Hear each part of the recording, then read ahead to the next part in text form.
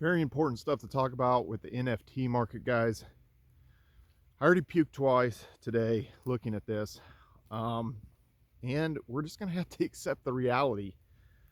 A lot of this NFT stuff doesn't maybe make sense to us, but the reality is most of the action is on Ethereum once again. And where this is not going to make sense is with the fees, obviously. So we're not even in, full-blown bull market or anything like that. It'd be very hard to do transactions that are under $8 or $10, $12 worth, the way the fees are right now on Ethereum.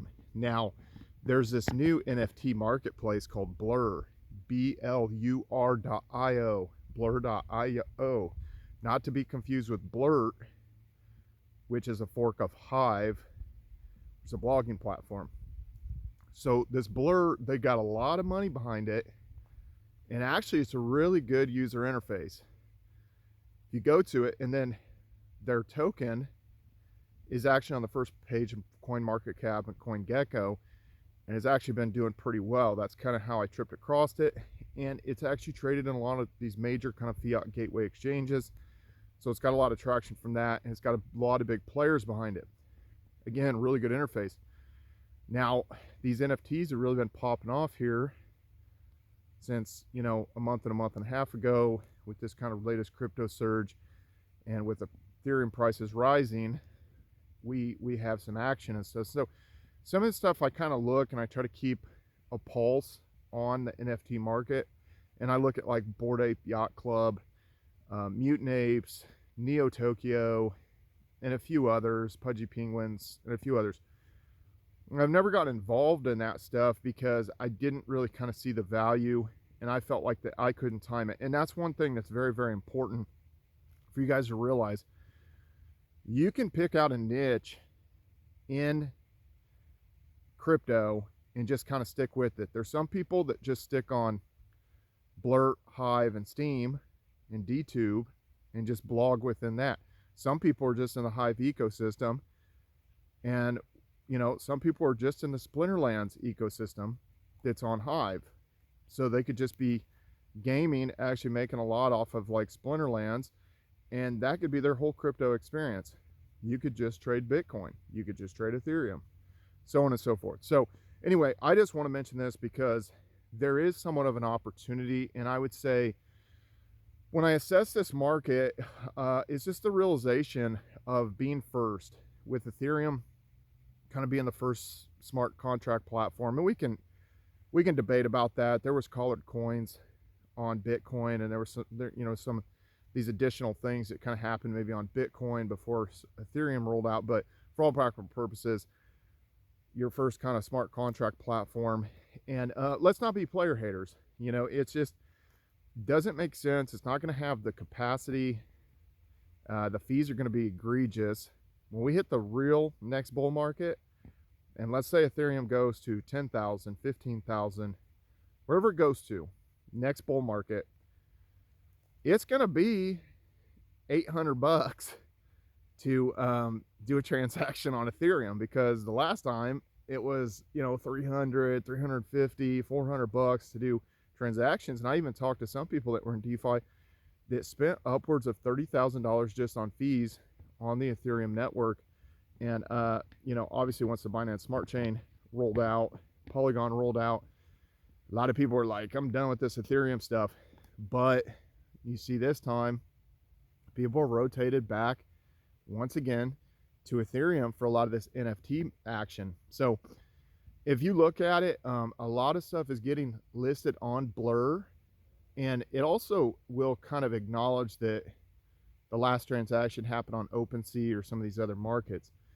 When I look at the other markets on NFT, because you're thinking, okay, well, what's the next thing? Like, are people going to trade more NFTs over on Solana? Or are they going to trade them over on ICP, Internet Computer Protocol, where you can actually store the image on chain? You can actually store, more data on chain. And it's just, when I look at it, the action just is not there. So it's like, and this is an important lesson when you think about where money flows. It's sort of success precedes itself. the money was already there. These floor prices were already sort of established, really high on Ethereum. And then the activity's there and the wealth is there. So people sort of deal with this, like this fee situation, and they don't necessarily want to venture out and maybe trade on Polygon, Binance Smart Chain, Avalanche, Solana, ICP as easily. I'm not saying it's not going to happen. I think what needs to happen, you know, and they rolled out this Blur platform, and like I said, it's really well developed. It's really the user interface, user experience looks like really solid.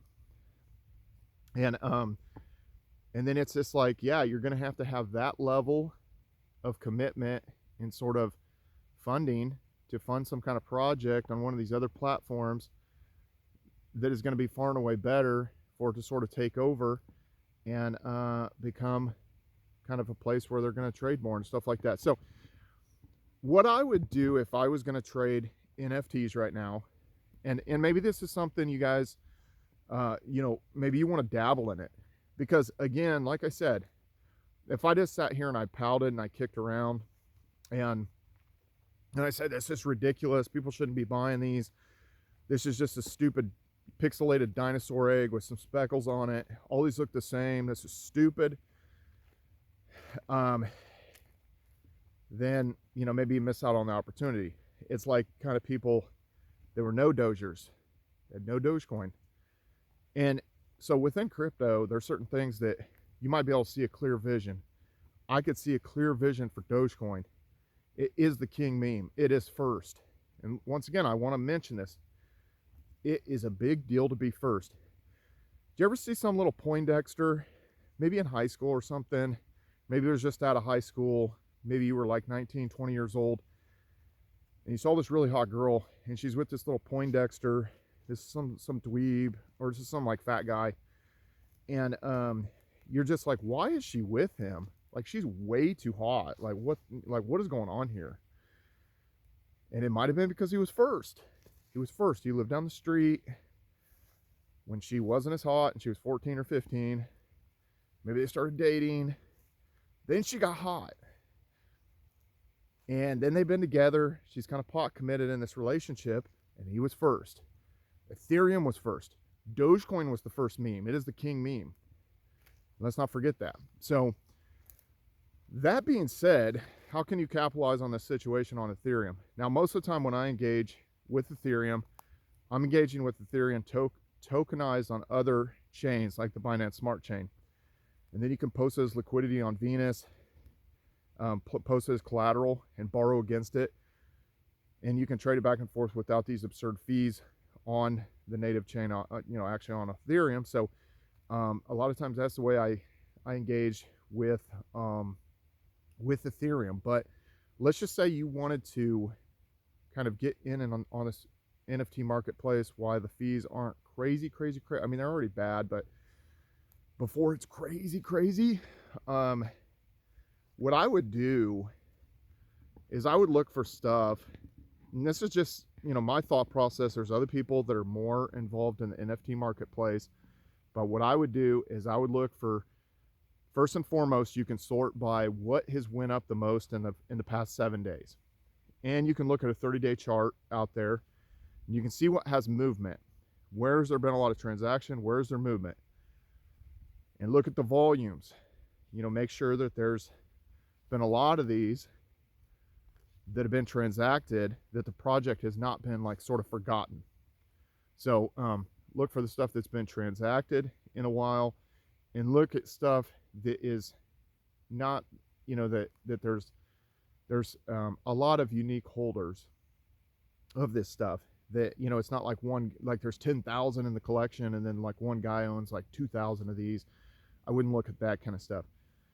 Now I look at stuff that has like a lower price point, because what's going to happen, it's going to be a trickle down effect. Most people can't afford or are unwilling to spend the money on a Bored Ape Yacht Club. So are you really going to end up on a super yacht in Miami? I don't know. If you probably went out there and said, hey, I'm in the Bored Ape Yacht Club, and then they'd be like, dude, get the hell out of here. This isn't even, we're in the bear market. Get out of here. I can't even put fuel on this thing. So, you know, again, it's like, do you really have VIP membership or VIP access to a lot of this stuff if you buy into these clubs? Who knows? But what I would look for stuff that's like a low price point, maybe 0.2 Ethereum, 0.3 Ethereum. It's had a decent amount of like transactions here in the last 30 days, and the chart is up and to the right, and that it's kind of at least, you know, sort of popping off and kind of doing what some of these crypto assets are doing, and it's starting to pop off. Because and then I try to go after something that isn't completely, it's already going to be stupid, it's all stupid, but that's something that you could look at and you could see some kind of, almost like a humanized character that has different attributes that you could envision that if somehow they could wormhole this over to an actual blockchain that's capable of doing something, that you could maybe, you know, and you know, you can maybe envision this thing being in some sort of metaverse, that it would be some character in a video game and it has attributes along with it, and it just could be added to a game. And again, that is being very, very hopeful. Again, there's some of these rocks and some of these dinosaur eggs with speckles on them. They all look the same. Those don't make any sense to me. I go after some. There was like one, I'll tell you what it, and I don't even remember it because I don't want to promote it, but basically it was these stupid lizards that were like vacation lizards. So it was like Paradise Lizard Club or something. But that's the way I would approach it. Something that has volume, has some sort of turnover. The chart is up and to the right, and it's at a lower price point, because people, if they're gonna gamble on this thing, they're gonna go after some of these lower price points. They're probably not gonna chase. I mean, again, you do what you want to do. If you want to buy a Bored Ape Yacht Club or a Mutant Ape, spend absurd amounts of money or whatever, you know, by all means, go ahead and do what you want. You know, this is your game. You know, I'm not going to be a player hater, whatever. But at the end of the day, that's what I would do if you wanted to try to dabble in this. But I'm really looking for an NFT marketplace that actually would be on a chain that is capable of having an actual in-game video games, in-game NFTs. So oddly enough, there are NFTs on Hive, like built like over on the Hive engine. And there are some games out on Hive where there is like, you know, in-game NFTs, and they've expanded the whole Splinterlands ecosystem. And here's my whole thing with whole Splinterlands. I was never into that kind of game like Magic the Gathering or any of that kind of stuff. So, you know, and that's some people's like niche, you know, their niche, whatever you want to say. It just was never, I just never was into that. So I've always thought it was interesting, you know, and there's all these assets kind of associated with that, dark energy crystals, you know, all this sort of stuff, and people understand this game, and it's a whole world. That could be your crypto experience. There's a lot of money flowing through there. So anyway, guys, that's my thought process. Check out Blur and the tokenomics on Blur. You might just go to the head of the snake and buy Blur, and maybe that's your experience. Or maybe if you're like, you know what, if this whole thing's going to pop off again, maybe your experience is just taking a position in Ethereum, and that's the head of the snake, as far as that's concerned. So, or maybe you look into mining, you know, staking Ethereum, and maybe that's your play, because the fees are going to get absurd. We already know this. So if you want to capitalize, maybe it's you capitalize on the fees and you go from a staking standpoint. Anyway, guys, I wanted to make you guys aware of that and kind of keeping my pulse on the NFT marketplace. And check out blur.io. Again, I haven't bought into it. I haven't bought a position into it, but it does look impressive. It does have a good design. The one thing I did notice, it doesn't have the Neo Tokyo citizens. You can search them out on there, and then they're not listed, and I don't understand that part. So anyway, if you guys know anything on why certain collections aren't listed and why some are, let me know in the comments below. Please subscribe to this YouTube channel. Oh, and you guys are probably asking why I'm in orange and stuff like that. You know, somebody would be trespassing, but you get these hunters, they get crossfaded, and, you know, start just popping their guns off. So I'm just trying to protect myself here.